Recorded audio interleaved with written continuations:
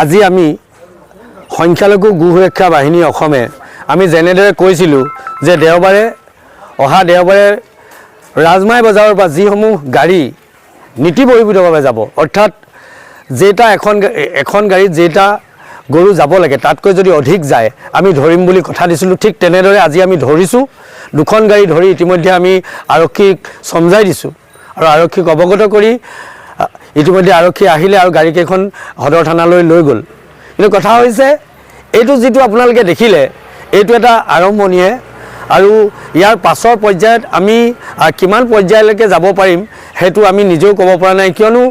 গো সুৰক্ষা আইনখন যি আছে সেই আইনখনত বহু সুৰুঙা আছে আৰু সেই সুৰুঙা লৈ এছাম ব্যক্তিয়ে এই গৰু সৰবৰাহ কৰি আছে। গতিকে এই ক্ষেত্ৰত এজন বিশেষ বিধায়কৰ ছত্ৰছায়াত ৰাজমাই যিখন বজাৰ আছে সেই বজাৰখনত যিটো সিন্ডিকেট চলি আছে সেই সিন্ডিকেটটো আমি ভংগ কৰিবলৈ গৈ আছোঁ আৰু মুখ্যমন্ত্ৰী ডাঙৰীয়াই যি ঘোষণা কৰিছিলে সেই ঘোষণাক পুনৰ আজি আমি আকৌ সমৰ্থন জনাইছোঁ আৰু অনাগত সময়ত আমি গো সুৰক্ষা আইনৰ আওতাত থাকি গো সুৰক্ষা কেনেকৈ কৰিব পাৰি তাৰ ওপৰত আমি চকু দিম আৰু এই যিসমূহ গো সৰবৰাহ হৈ আছে তাক আমি সম্পূৰ্ণৰূপে নিষেধ কৰিবলৈ চেষ্টা কৰিম।